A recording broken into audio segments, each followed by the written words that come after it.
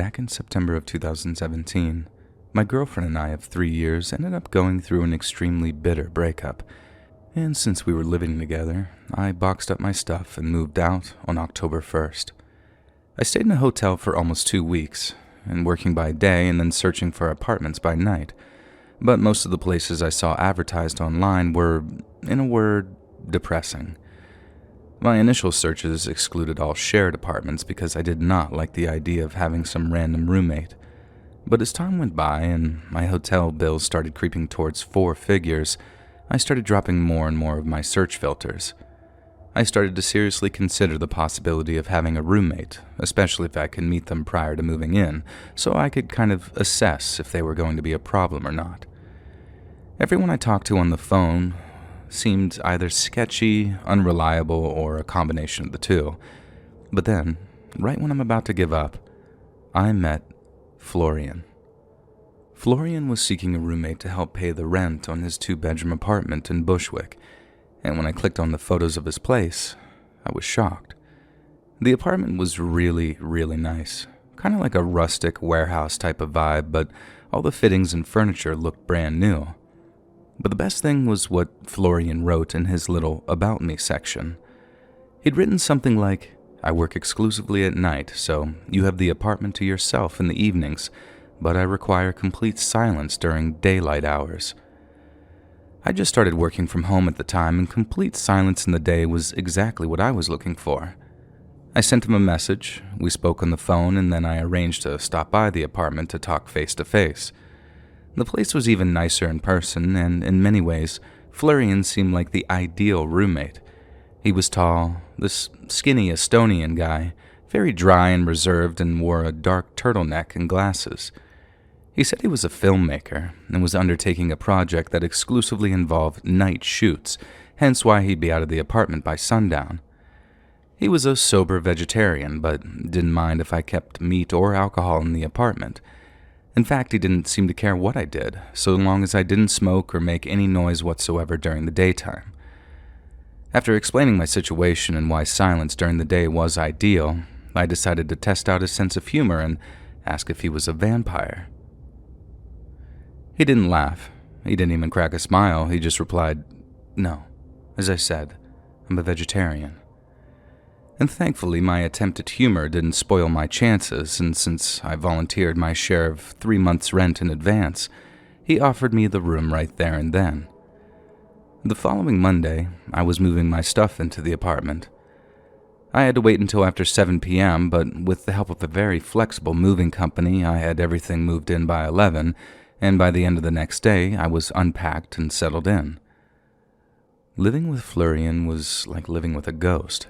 He kept his end of the staying silent deal by being a ninja whenever I was asleep, and since sometimes I'd go to the gym or go grocery shopping around the time he left for work, we'd sometimes go days at a time without seeing each other.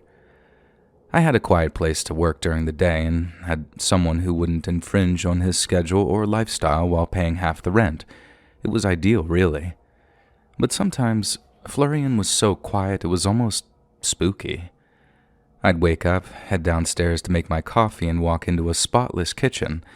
But then when I opened up the fridge, there'd be a week's worth of vegetarian meal prep all boxed up and ready to go, when the previous night there had been nothing but a few beers and my leftover box of halal cart street meats. I know that might sound like a weird thing to complain about, but I'm not even really complaining about it. I guess what I'm trying to say is that was the closest thing to a red flag I ever got with Florian, and I kind of wish there had been more to go on. And so, for the first 7 to 8 weeks, I lived in a state of almost complete bliss.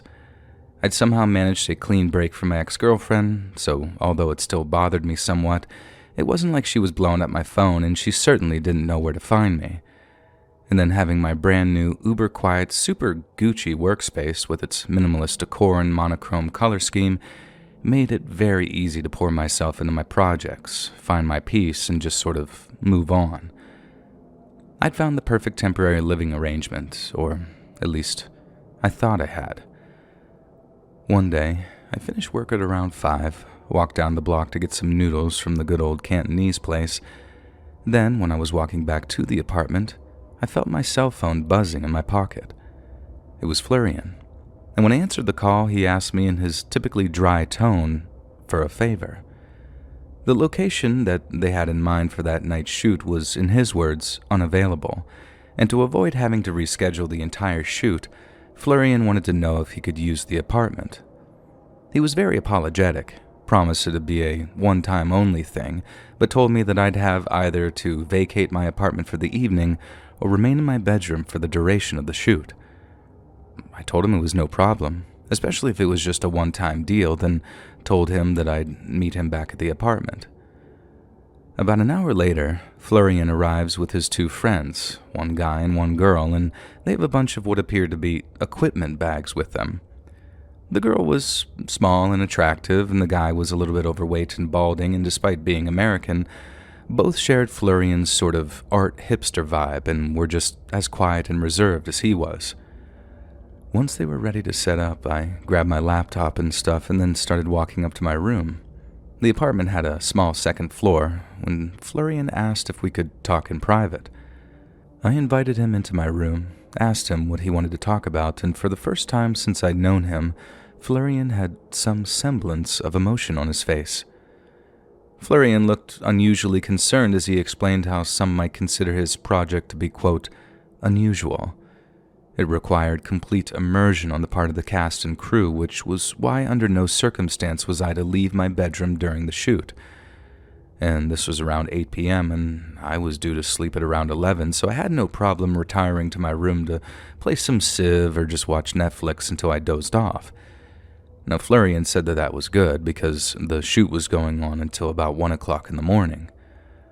Obviously, I wasn't all that excited at the prospect of having my sleep disturbed, but that led Florian to ask if I had a good pair of earplugs or some headphones that I could use to drown out the noise. But then that got me thinking, what kind of noise was he talking about?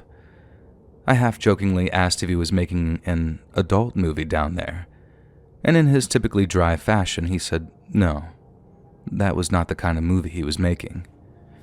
And my curiosity was pretty truly piqued at this point, so I asked him what kind of noises I could expect to hear, and in response, Florian told me something I'll never forget. He told me, "You might hear some things that might frighten or disturb you, but I can assure you no matter what you hear, it is merely a simulation, and there's no reason for you to be alarmed." I asked Florian if he was making some kind of horror movie, and he said no. It wasn't a horror movie as such, but it did contain elements which some people might associate with horror films.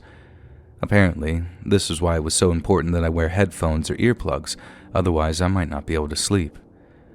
I told him as long as there wasn't any screaming, we'd be fine, and that's when Florian asked again if I wouldn't be happier just vacating the apartment until 1 a.m. Honestly, I was way too tired to head out to some bar and force myself to stay awake until 1, and since I had a good pair of noise-canceling headphones that I could use, I figured I'd just brave the noise and, at worst, stay up until the small hours watching movies extra loud until the shoot finally finished. And the plan worked perfectly for a while, and for the first hour or so, I didn't even have to switch on the noise-canceling setting on my headset. I actually had it switched to ambient aware because by that point I was honestly so curious as to what kind of noises Florian was worried about me hearing. I figured there'd be yelling, probably some screaming after Florian's soft admission, and I just severely underestimated the kind of screams I'd be hearing, as well as the effect they'd have on me. Now, I'd been playing Civ 5 for about an hour and change before I started to hear the first noises coming from downstairs. It was the sound of a woman sobbing, like these drawn-out sounds. And since Florian had already told me that she was an actress, the sound only made me uncomfortable, not frightened or disturbed. And I switched my headphones to noise canceling and turned up the background music on my game and found the combination instantly drowned out the sobbing noises. I think that lasted for maybe 20 to 30 minutes until eventually I started to hear another kind of sound. One so loud it started to cut through the noise-canceling feature on my headphones. I reached up to the speaker covering my right ear, lifted it up, and then instantaneously recoiled when I heard the sound that I'd been shielded from.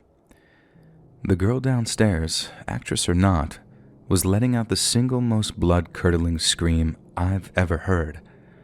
I could hear the exact moment she ran out of breath as the scream kind of weakened and died, and then she started up again right after with yet another ear-splitting screech. She did this over and over, and at one point I clearly heard someone yelling louder at her, but I couldn't tell if it was Florian or his friend. I knew it wasn't for real. I knew it was just an act, but there was something about that lady's scream that set my teeth on edge. I could only sit there listening to it for a minute or two before I secured my headphones over my ears and just pumped up the volume on my laptop even further and tried my best to forget it was even happening.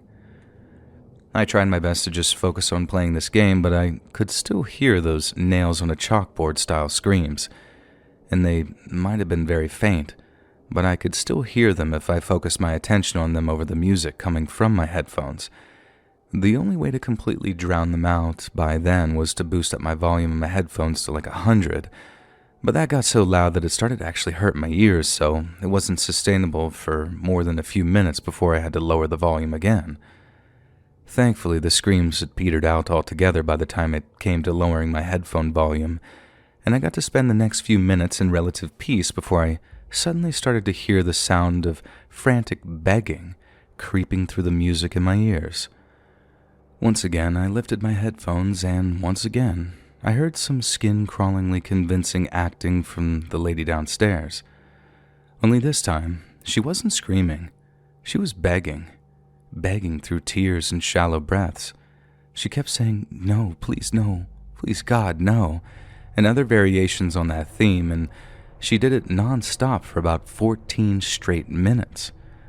I guess talking loudly was easier on her vocal cords than balls-to-the-wall screaming, but that allowed her to do it unceasingly for way longer than she screamed for.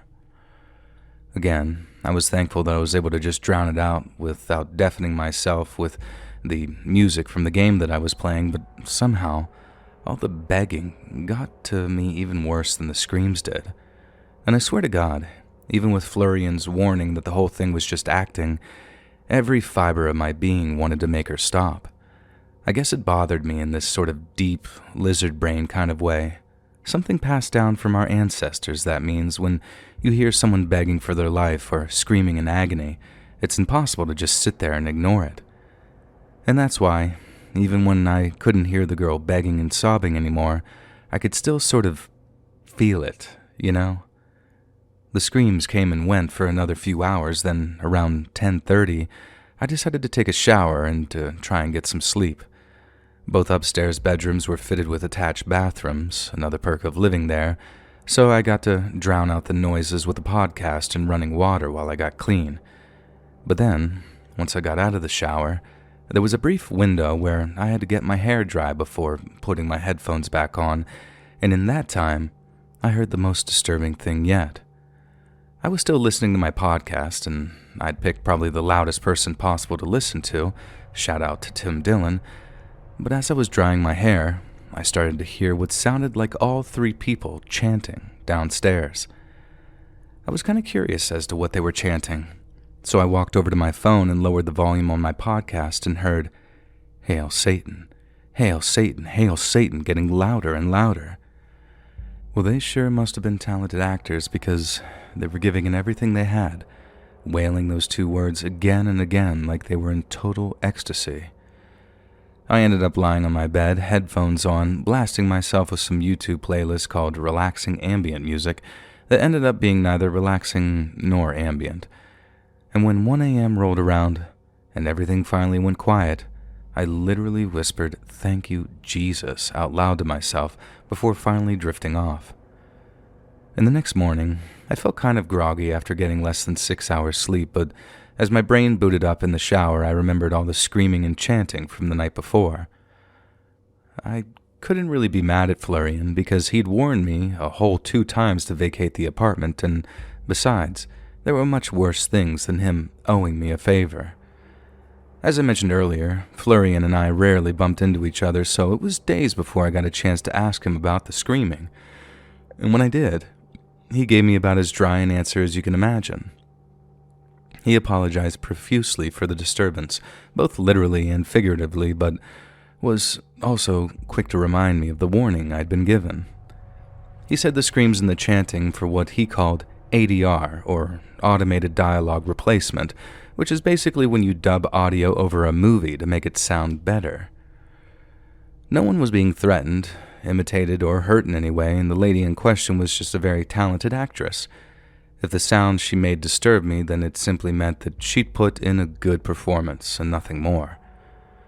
This was obviously quite reassuring, I guess, but my main objective was to get a second assurance that it wouldn't happen again, and if it absolutely had to, then to give me advanced warning so I could book a hotel or something.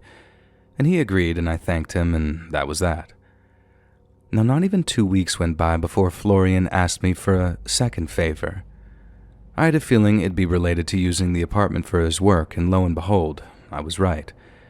He opened his pitch by telling me that he was more than happy to pay for a night in a hotel, but that after a studio had pulled out on him, he'd been left with nowhere to shoot. I told him it wasn't necessary for him to pay for a room, that I could maybe find a place to stay, and even if I didn't, I was perfectly happy to pay for my own hotel room. Florian then gave me the date of his shoot, which was a couple of days away on a Friday evening. I happened to have been dating at the time, and it was just around the stage where it'd be acceptable for me to propose a kind of sleepover, if you will. And I proposed as such, and she accepted, so I had that Friday evening covered.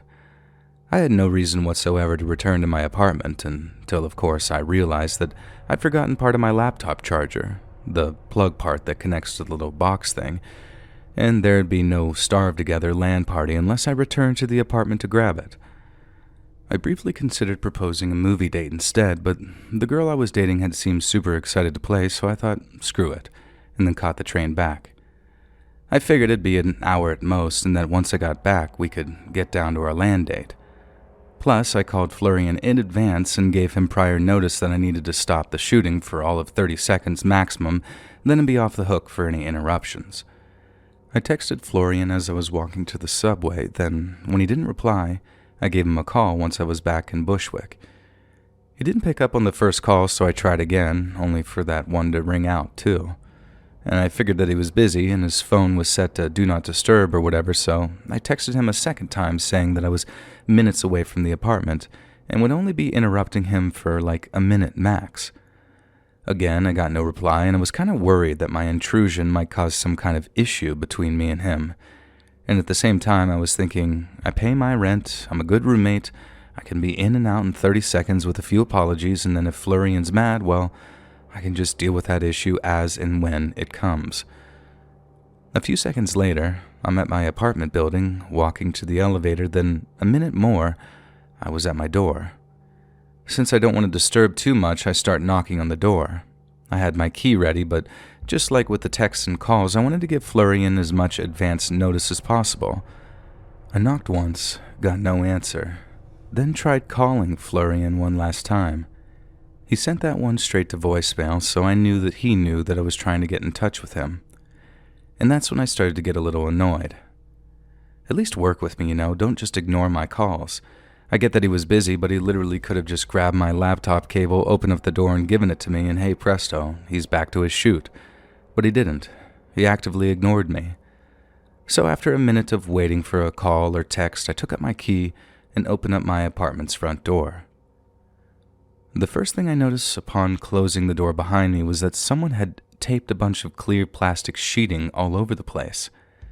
They were on all the floors, on the walls, and there were strips hanging between open doorways like they were supposed to be flimsy replacements.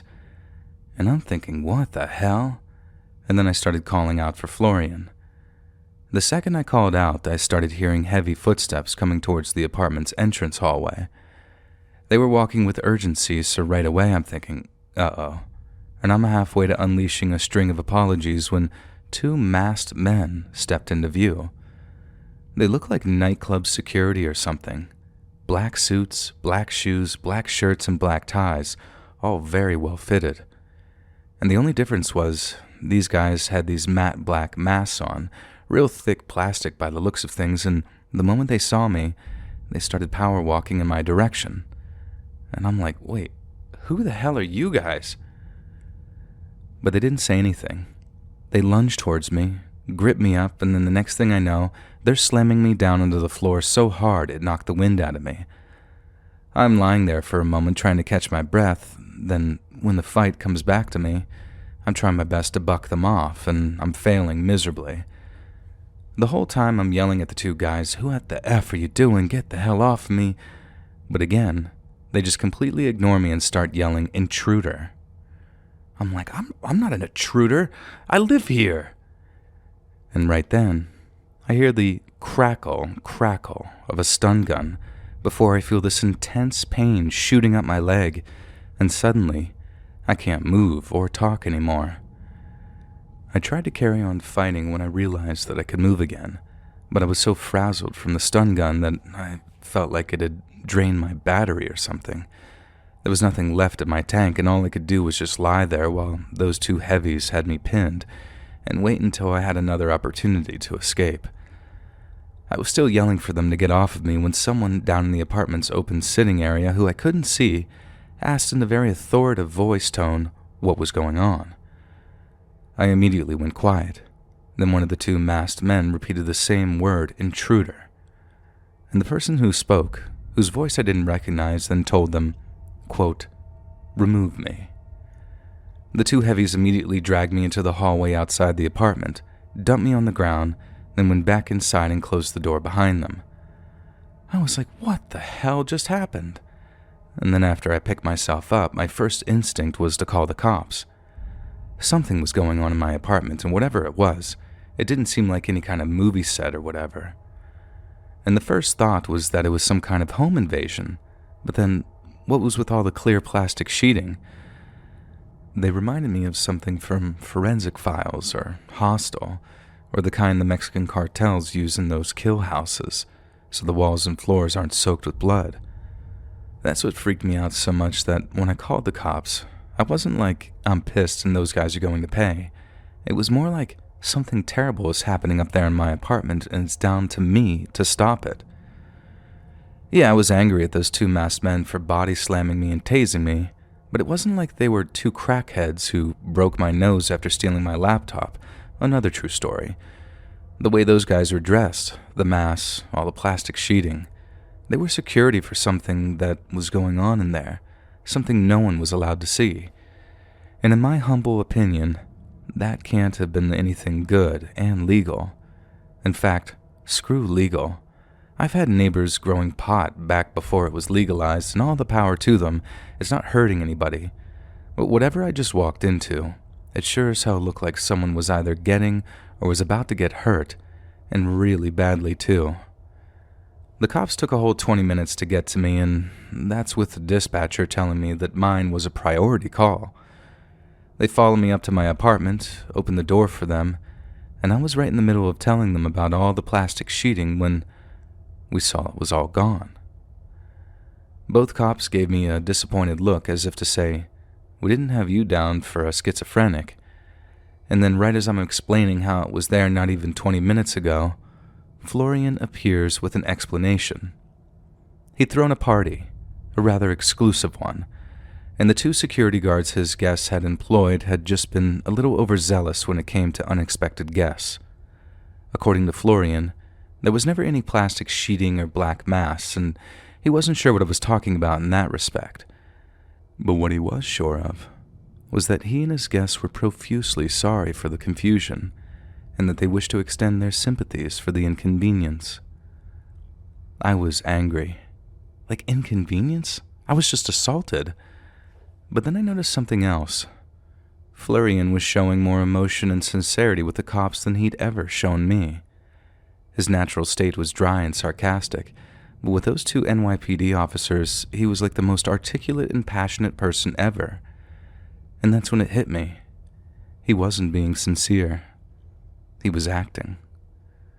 The cops wanted to know who the two security guys were and the ones who ended up assaulting me, but Florian claimed that they were provided by an anonymous guest and that he had no idea who they were or where they'd been hired from.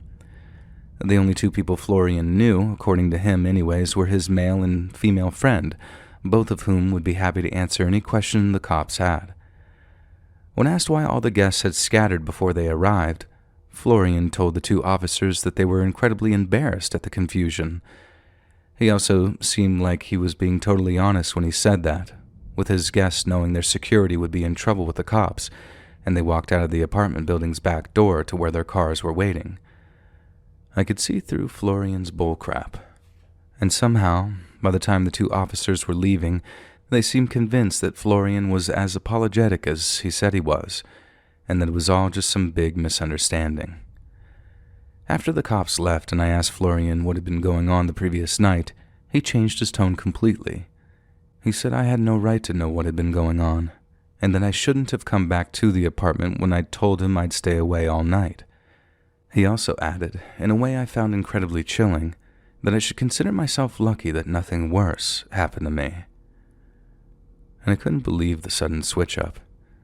He put on such a good act for the cops that when he turned, it was like seeing him transform or shapeshift or something like that.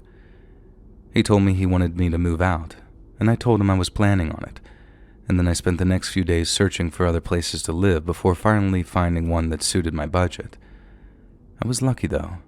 I found somewhere decent pretty quick, and to be frank, I was close to living in my car because I did not feel safe around Florian anymore. And to this day, I don't know what he and his friends were doing up there, and actually, I kind of don't want to know either. And that wasn't always the case. I used to spend many an hour trying to figure out what he was really doing because, whatever it was, I didn't think it was anything even remotely innocent. I kept trying to get in touch with the other two cops I dealt with to see if there had been any updates, but it quickly became clear that they weren't remotely interested at all and that they figured that I was some gatecrasher who'd probably got what was coming to him. At least, that was the vibe I got. Because after all, this is New York City, a place where there's a major crime every 4 minutes. But if the walls of that apartment could talk, I bet they'd tell some truly terrifying tales, and these days, I'm happy not hearing a single goddamn one of them.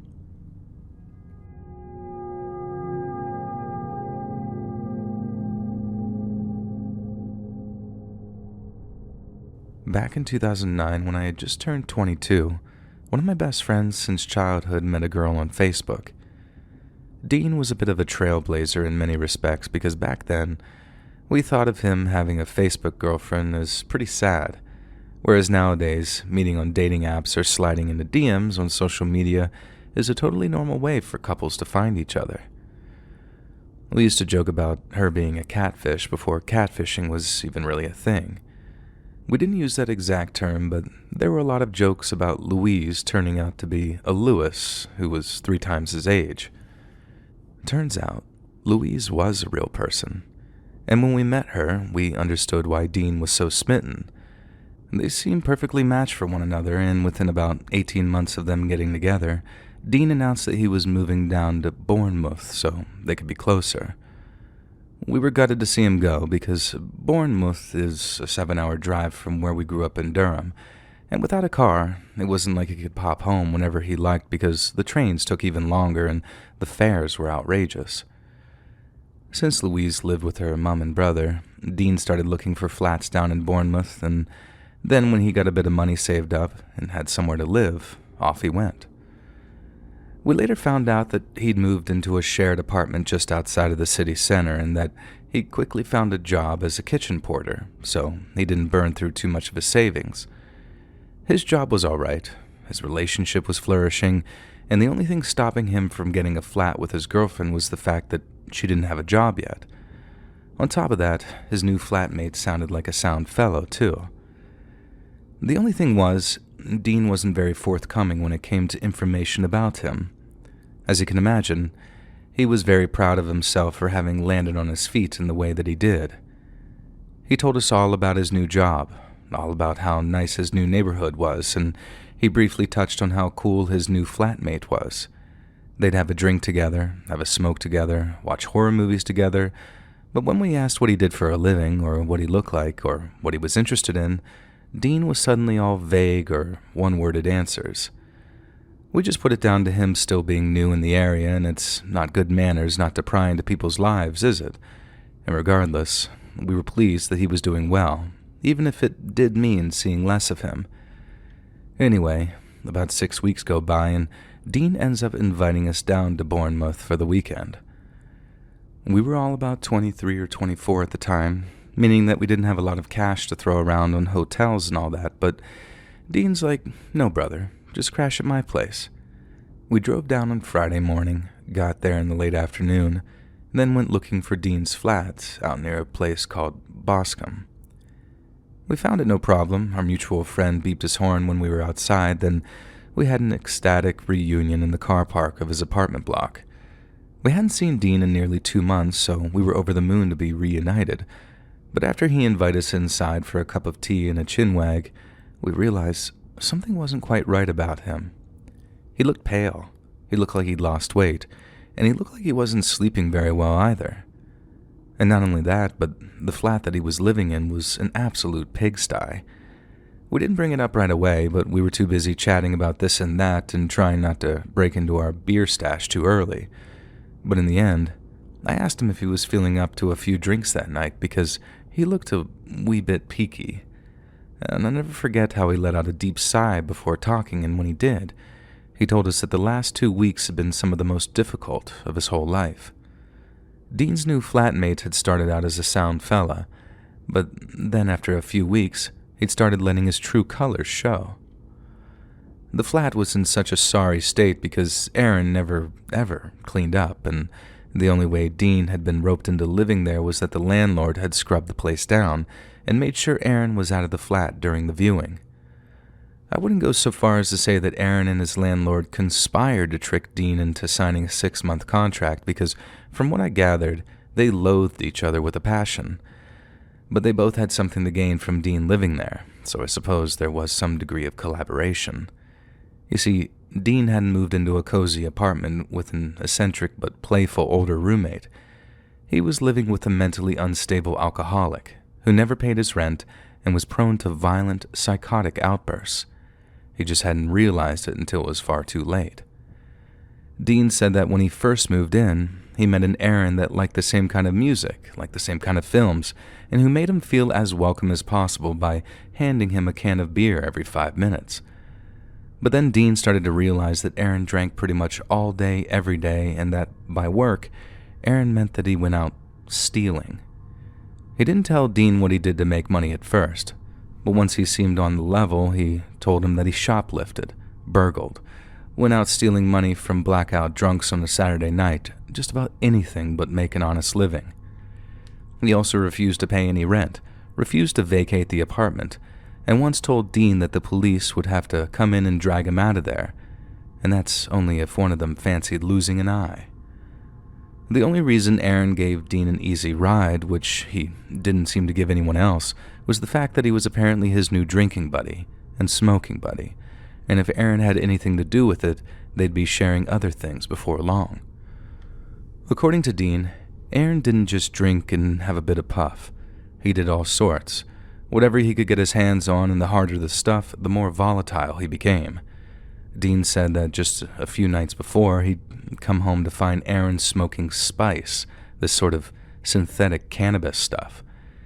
He said he was out of his mind on it, and then after playing his stereo way too loud for hours in his bedroom, Dean said Aaron came out of his bedroom with an effing samurai sword and started doing moves with it. I don't know what you'd call it. I'm sure the Japanese have a word for it, but Aaron was waving the sword around like he was practicing a fight, but in slow motion. Dean said he retreated to his bedroom immediately and locked the door, then just hoped that Aaron would decide to leave him alone for the night. Aaron never turned his music down when he partied like that, and his neighbors had long given up on making him try. Dean said he learned to live with the incessant droning of industrial metal late at night, but had never gotten used to the sound of Aaron throwing fits. He'd start randomly screaming, or he'd kick or throw something against his bedroom wall, and Dean told us the random and violent nature of the sound would always wake him up. Aaron ate disgusting, smelly food. His hygiene was atrocious, and on more than one occasion, Aaron had tried to climb into bed with Dean in the middle of the night. He'd obviously needed to start locking his door, but he couldn't spend his entire life in his bedroom. What Dean really needed was help getting the hell out of there at a time when Aaron couldn't notice he was leaving. Apparently, Dean had already raised the prospect of moving out after he and Aaron had a minor disagreement over something, and Aaron exploded. He asked what his problem was, if he didn't like him, and if he didn't like him, he should just come out and say it so they could settle their problems like men and not little girls. Aaron's words, not mine or Dean's. Dean had managed to talk his way out of that one, but he realized that if he was going to make an escape, it had to be a quick one, and without Aaron being aware. And that, ladies and gentlemen, was the real reason he'd invited us down for the weekend. Not for a little reunion with the boys. Dean was planning a not-so-great escape. Now, he'd told us all of this, and we still hadn't met Aaron yet. But by that stage, and to be perfectly honest with you, I was a bit nervous about the prospect. I mean, once we'd heard about the whole samurai sword thing, a replica, but still sharp, and how he was so quick to go and grab it, that definitely added a scary dimension to the whole thing. It wasn't a case of just helping Dean move some boxes. We had to plan the whole thing like some type of military operation. And what's worse, we had to wait 48 hours until Sunday to do it, as Aaron would most likely be in the apartment until Sunday afternoon, at which point he'd go out stealing and try to earn a bit of drug money. Then suddenly, right as we agree that Sunday is the day that we help Dean move, we hear keys sliding in the flat's lock, signaling that Aaron had returned home. The door slams, he walks down the little hallway towards the living room where we're sitting, and the whole time, I watched Dean just sort of shrink. I'd never seen him act like that before, ever. His bark was definitely a lot worse than his bite, but Dean wasn't some pushover. So to see him subtly but definitely cowering at this Aaron fellow as he was approaching, it was quite something. Aaron walks into the room, and Dean and I's mutual friend lay eyes on him for the first time. He wasn't quite what I expected, in that he looked more like a metalhead than the kind of shoplifting pawn life we were used to up in Durham. He was covered in tattoos, had shoulder-length, dyed black hair, and had one of those bull-ring nose piercings which he removed to look less conspicuous while on the rob. We were obviously a bit wary of him, but at first, Aaron seemed really friendly and welcoming. Apparently he had no idea Dean had invited us, but he also didn't seem to have a problem with it either. In fact, not only did he seem keen to have us stay for the weekend, he thought it was a good excuse to throw a party. Dean played along, as did we, as Aaron talked about inviting some girls over, getting a few bags and bottles, and all meeting back at the flat in a few hours once it had gotten dark. Dean then says that he wants to walk us around the area a bit, show us the pub that he liked to drink in, then we popped out after saying our goodbyes to Aaron. Now, as you can imagine, first thing we bring up when we're out of the flat was something like, "What the hell are you doing agreeing to a party tonight? This fellow goes mental when he adds a few lines and you're putting us in harm's way. Blah, blah, blah, blah." Aaron then replies that no, it's perfect, because if Aaron blew all the cash that he had on that Friday night, he'd then be forced to go on a shoplifting spree the next day, because he always started craving crack when he's hungover. And our jaws were just on the floor. We're at an age where the cure for a hangover was like a McDonald's breakfast, and in his desperation to be closer to his Facebook girlfriend, Dean had managed to become the flatmate of an actual crackhead. We understood that if we had a blowout that night, we'd be able to move Dean out of that flat and into his girlfriend's mom's garage, which could serve as temporary accommodation, but there was a lot we couldn't reconcile. We each had at least 24 questions for him. I mean, that walk to the pub turned into a proper little interrogation. But all of the questions we asked, like, why didn't you leave earlier, or why don't you just get the police involved, all of his answers came down to one of two things. Number one, Dean was legitimately scared for his safety, and if everything he'd told us was true, especially the stuff about the samurai sword, then he had a right to be. And number two, he needed his friends. He was in a brand new place, knew next to no one, and he was tired, depressed, and afraid. Dean said what little time he got to spend with his girlfriend, he was so exhausted that all he did was catch up on sleep. He needed our help, and he needed it badly, and by God, after all was said and done, we were ready and willing to give it to him. A few hours later, we've got a few beers in the fridge, and Aaron returns from picking up his sniff with his girlfriend in tow. She had a similar looking lifestyle to Aaron, but unlike her boyfriend, she seemed a bit soft and dopey. No offense to the girl, but she seemed a bit slow, like she'd only ended up being Aaron's girlfriend to begin with because he found her easy to manipulate. And that might sound a bit harsh, but that's honestly the reading I got after meeting her, and it's also my way of saying that while Aaron was a maniac, his girlfriend was just a bit daft. Now anyway, we're all sitting around and drinking, and while Aaron thinks we're having a party, me and Dean's mutual friend were basically there as bodyguards. Aaron was nice and friendly at first, but as he worked his way through beer after beer and started doing some harder drugs with his girlfriend, he started to get more and more aggressive. It started when he was doing lines. He offered Dean and me's mutual friend some, and when he declined, he started berating us about how we were no fun. He told us, "Even Dean has a bit of Charlie with us, don't you?" And us, as his old friends, were thinking, "No, he doesn't. Dean likes a beer, but he's hardly ever touched any drugs at all." But then, right there, before our very eyes, Dean leans over and does a bump before giving us both a very sheepish look. I suppose he'd learned to take the path of least resistance, as they say, but seeing how intimidated and browbeaten our old mate was, it was shocking.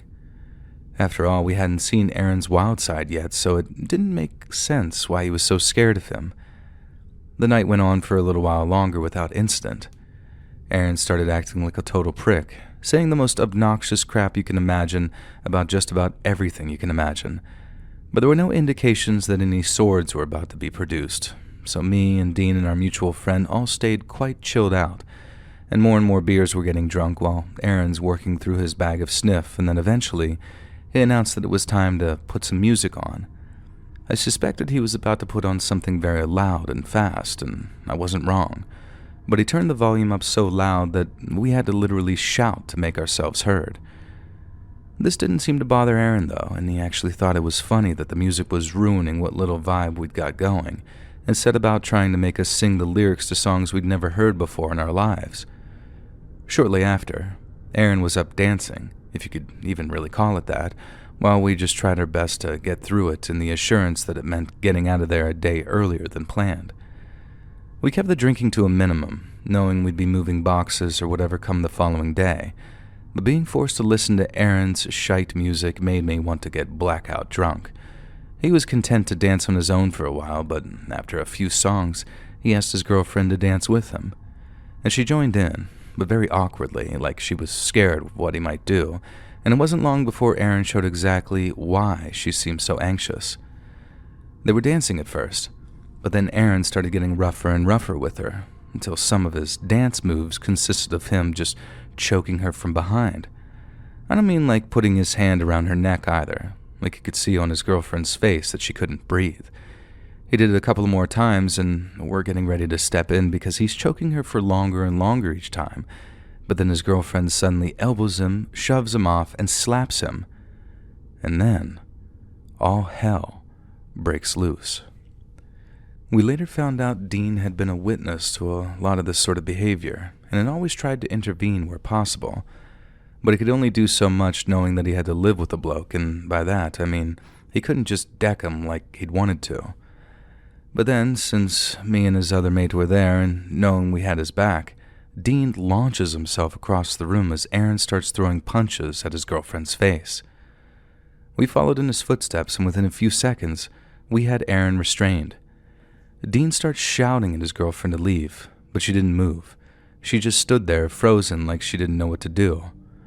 I joined in shouting at her to call the police, but instead of snapping out of it and calling 999, she ran off into Aaron's room and slammed the door shut, leaving the three of us basically sitting on top of him.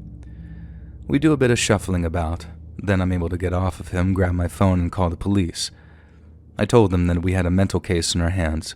A bloke had gone berserk and he was going to hurt someone because we couldn't restrain him all night. The lady on the phone said that she could hear Aaron screaming about how he was going to kill us and that she'd get someone out to us as soon as possible, which she did. Aaron was still screaming bloody murder when the police got there, and after he tried attacking them as well, that was it. He was off to the cells for the night, giving us a tidy 24 hours to move Dean's stuff out into his girlfriend's mom's place. It'd be cramped, but Aaron had no idea where the house was, so there'd be no tracking him down, and sharing a bathroom with 3 normal people was better than sharing one with a dangerous and violent psychopath. We got Dean out of there, so it was mission accomplished, and then we went out to celebrate on the Sunday before we drove back to Durham. But now I look back on it, the celebration feels a bit bittersweet. Aaron made things easy for us by trying to bite a policeman, and so it was a quick in and out, and Dean was able to end a miserable little chapter in his life.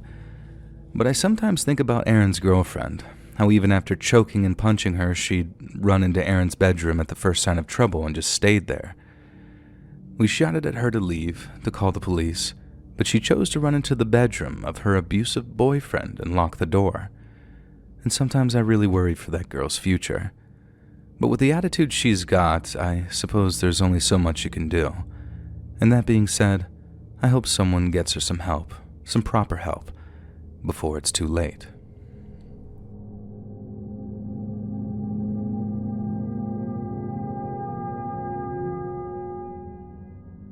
I was a real idiot when I was younger. I got hooked on Oxycontin, got in trouble with the cops, then ended up faced with 2 choices. Either go to jail or take part in a state-mandated rehab program called The Farm. The Farm was, unsurprisingly, a farm, and I'm guessing its owner had friends in high places because he managed to wrangle himself a deal whereby he could get himself all the dirt-cheap labor he needed so long as they were all troubled youths facing jail time. I guess that sounds real exploitative or whatever, but looking back on it, I'm not sure it was the farmer who benefited more. I guess I can't speak for the other kids, but working in that place sure as hell saved my ass. And sometimes I think it just might have been a stroke of genius sending us to that place, because picking up trash on the side of the highway is one thing, but seeing how putting time and love into something really can create something beautiful, it fixed a part of my brain I didn't know needed fixing. I made friends at the farm that I still talk to. Granted, it's on Facebook because we live at opposite ends of the country now, but the point still stands. It gave me discipline and self-belief, which is amazing considering I showed up expecting it to be nothing but baby jail. But then, I guess it's the irony of ironies that all of the crazy stuff I did on the street, it all kind of pales in comparison to something I went through at the farm. So when you first got to the farm, you were assigned a job and a roommate. Your job could be anything from livestock and crop management to irrigation or pest control, but your roommate was there for one purpose alone, to help break you into the routine and make sure you stayed on track. These roommates were ideal for the role because the system was working for them and they could talk from the heart about how it could work for the newbies too. And that's how it worked with my mentor anyway, and when it came time, I gladly accepted the role myself. I knew it'd be a challenge, and I'm sure I myself was a challenge when I first arrived. But I also knew that I had to give something back before I left the program and moved on with my life. Not everyone made it to mentorship level, and as cheesy as it might sound, I considered it an honor and a privilege. For the first time in my life, I felt truly appreciated and wanted to share my own appreciation in return. So around 9 months into the program, I'd risen to the position of livestock supervisor and had been given my own 2-bedroom living quarters in preparation for receiving my mentee. Obviously, the dorms were very strictly divided by gender, so I knew my mentee was going to be female. But what I didn't know, and had no way of knowing until I met her, was how cooperative she was going to be. If she was chilled out, repentant, and receptive, then the next month would be an absolute breeze for me. But then if she wasn't, I knew things could get very rough. I'd already heard a bunch of horror stories and how troublesome uncooperative mentees could be when the rubber really hit the road, and in 1 or 2 classes, fights had broken out between the mentors and their roommates. I really didn't want that to happen, so my whole game plan focused on pacification and building a rapport between myself and my mentee. Pretty much the exact same tactic my own mentor took back when I first arrived at the farm. So, the day my mentee was due to arrive, I was actually really excited to meet her, and I wasn't in the least bit discouraged by her attitude upon arrival. Now, she obviously didn't want to be there, but very few did upon first touching down, so I understood her reticence and took it in my stride. Since I was still in livestock, she accompanied me on a few days' work with the animals after her induction was finished. And although she really didn't take to it at first, she warmed up with time and showed rapid improvement. She was due to be with me for a month, and the month could have either been very short or very long, and by about week 2, it was looking like it was going to be the short kind. Shauna, my mentee, was fitting and well, and although her attitude needed major work sometimes, we were making some major breakthroughs together. And then came the day that the cops arrived, 2 of them, and I spotted them talking to a very concerned-looking group leader. I walked over, mainly intent on listening in on what they were saying, but when the group leader spotted me, she called me over to talk.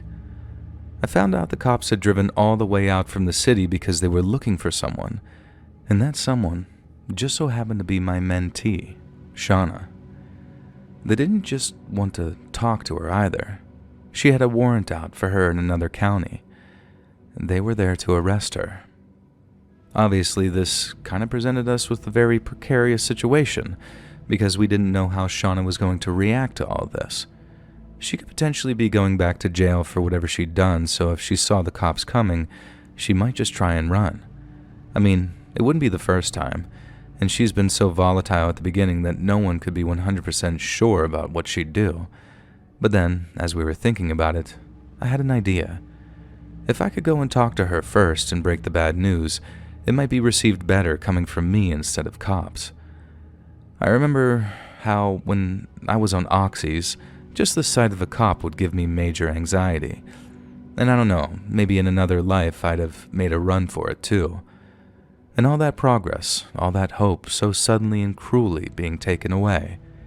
It was a nightmare, but one that was about to be Shauna's reality in the next couple of minutes, unless I was there to soften the blow. Once the plan was agreed upon, I walked off towards the dorms to where I was pretty sure Shauna was just kind of chilling in her room. She was right where I expected her to be when I walked in, and I sat down in the bed opposite her and told her how we needed to talk. I think she genuinely had no idea that that other warrant was out for her because when I dropped the news, she was devastated. To say it was emotional would be the understatement of the century, and she actually did bring up the idea of just running off before the cops could see where she went. But then somehow, I managed to talk her into just going with the cops to see what the warrant was about, because it was better to face the music than run from it and make things worse. The thing that really seemed to convince her was when I asked her if she was 100% truly certain that she didn't know what the warrant was about. Then when she gave me yet another convincing no, I told her that it couldn't have been that serious. She'd remembered robbing a liquor store or shooting someone, but if she seriously didn't remember and wasn't blackout drunk when it happened, then it couldn't have been any worse than a missed court date or a traffic violation. Shauna calmed down a little like, damn, you're right. And after promising that the group leaders would put in a good word for her so that she might be able to come back, she agreed to follow me over to where the cops were waiting. I remember how we were walking side by side after we left the dorms, but when we turned the corner of the community hub and the cops came into view, Shauna slipped from my side and started to drop back just a little. It was obviously just a little hesitancy on her part, but I figured we were over that and kept encouraging her. But when I looked back in her direction after she totally slipped from me, I didn't notice that she was reaching for something. But she must have been, because I looked back towards the cops and the next thing I know, there's a knife at my throat. I just froze for a few seconds. And feeling the knife to my throat was one thing, but realizing it was Shauna that was holding it was another thing entirely. I was completely blindsided, and all I could do was just stand there as Shauna held my head with one hand and the knife with the other, as cops drew their weapons and started to approach. Shauna started telling me to walk backwards, which I did, but I think the movement kind of kicked my brain into life because the words, "What are you doing?" just started tumbling out of my mouth. I said stuff like, "Shauna, what are you doing? Shauna, think about what you're doing." And she responds, "I know what I'm doing. I'm not going to jail. I'm getting out of here." All the while, the cops are screaming to put the knife down, but all Shauna seemed focused on was walking backwards and not cutting my throat on accident. I remember telling her, "They're going to shoot you, Shauna. They're going to kill you if you don't stop." And she just yelled at me to shut up and keep walking, which again is what I did. Kids had come running to see what was going on because they could hear all the yelling. And so as we're walking backwards, almost hip to hip, there's this big gathering of kids all watching from near the community hub. And it was chaos. But I never once believed Shauna would ever do me any harm. It was just a desperate attempt to avoid going to jail, and as soon as she got to the trees over near the livestock fields, she was going to make a run for it.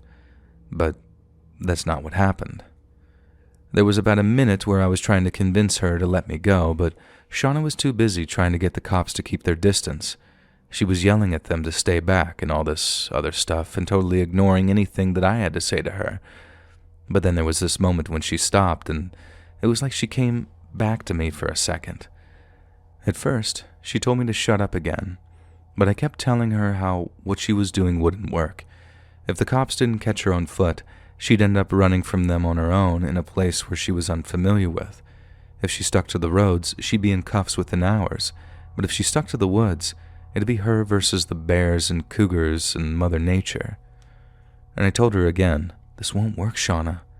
And in reply, she told me, "Yes, it will, because they'll be too busy trying to save you than to chase me." I could write all night, I guess, and still not even get close to how terrified those words made me feel. And like I said, I was 99.999% convinced that Shauna meant me zero harm and had just panicked when she realized she was going to jail. But maybe she even remembered what the warrant was about and remembered that it was way worse than she first thought. Who knows? Not like she's around to ask her either. And the last thing she yelled as she intended to draw the blade of that knife across my throat was, "I'm sorry." But she didn't just say it, she yelled it. And I guess that was all the cops needed to hear. She yelled that apology, and I felt the blood hit my face. But it wasn't mine. It was Shauna. After one of the cops heard her cry, took aim and pulled the trigger. I had a tiny cut where the knife nicked me as she fell, but other than that, I was completely unharmed. Shauna, on the other hand, was probably dead before she even hit the dirt. The cop put the bullet right through her brainstem, and there was a hole in her face between her nose and her eye. I just started screaming.